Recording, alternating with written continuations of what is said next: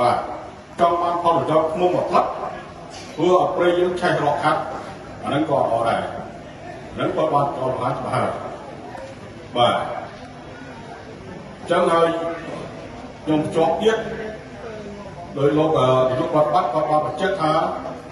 តើឃុំស្រុកបានជាប់គម្រោងរបស់សហគមន៍ព្រៃឈើនៅក្នុងការអនុវត្តឆែកការប្រចាំឆ្នាំបានដល់កម្រិតណាឬក៏យ៉ាងម៉េចដែរហើយលោកវិឃុំណាគោរពជាស្រុកយើងអ្នកដែលធ្វើផែនការគ្រប់គ្រងឃុំកម្មវិធីវិនិយោគ3ឆ្នាំកលយើងគោរពមើលនឹងផងបាទព្រោះតេតតងការអនុវត្តច្បាប់ថវិកានេះណាបើដូចអស់លោកត្រីបានដឹងហើយបាទគឺចំណូលនិងចំណាយស្មើគ្នាហើយការចំណូលនិងចំណាយនេះវាមានចរន្តវាមានរុនវាត្រូវតែទៅនេះដូចខ្ញុំចឹងបងប្អូនកាន់អនុប្រធានលក្ខកម្មគ្រប់គម្រោងទាំងអស់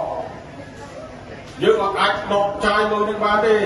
ខ្ញុំជិះម៉ូតូនេះរាល់ថ្ងៃនេះហើយគិតលុយមិនរកវិញបាន2000រៀលណាអត់មានបងប្អូនក៏ភ័យខ្លាចពុកលុយគឺអត់ទេបាទអ្នកដែលអាចថាត់ការប្រមាណរៀលអត់ទេបាទដល់តែចំនួនទេដូចគម្រោងចឹងគម្រោងឃុំគម្រោងស្រុកដល់ពេលដែលអ្នកទទួលការអនុវត្តគម្រោងចប់ធ្វើរបាយការណ៍ចម្រើនឲ្យឃុំចែកណាត់បោកប្រាក់ឲ្យស្រុកចែកណាត់បោកប្រាក់អ្នកដែលបោកណាគឺអ្នកដែលទទួលការអ្នកគម្រោងយើងធ្វើគេដកលុយទៅហ្នឹងហើយហើយបើគេនឹកឃើញជួបទៅបងជុំ5លើខ្សែទៀវទៅណាអត់មានថាហ្នឹងអាចធ្វើថាការបានប៉ុណ្ណេះឲ្យអញប៉ុណ្ណេះគឺអត់មានទេឥឡូវសួរមេឃុំអស់តាំងពីខ្ញុំកាន់ការងារហ្នឹងទួដែលជំទាវទូរស័ព្ទសុំលុយមេឃុំហ៎សុំស្មៀនទេអត់ដែរទេបាទចឹង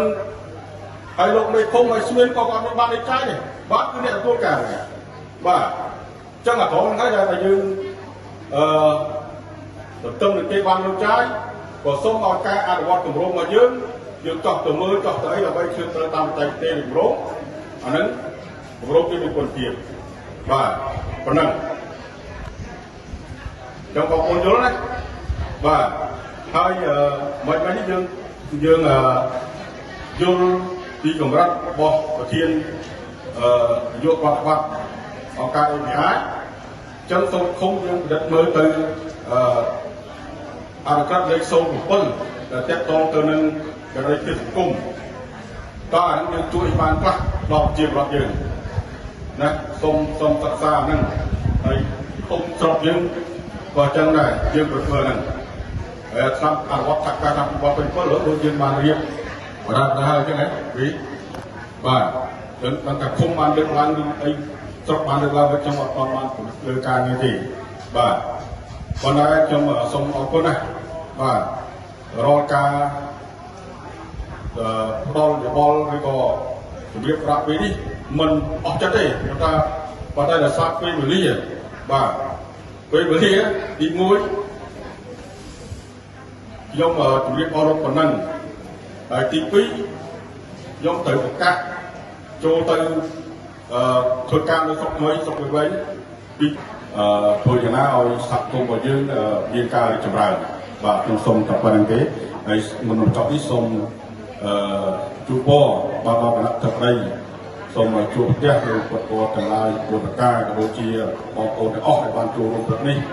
សូមឲ្យត្រឡប់ទៅវិញមានសុខភាពបាទទាំងទៅទាំងមកបាទហើយសូមជួបនៅពរទាំងឡាយពលដែរគឺអាយុវណ្ណៈប្រកាសដើម្បីគេឡើយបាទខ្ញុំសូមប្រកាសបတ်កម្មវិធីសូមអរគុណ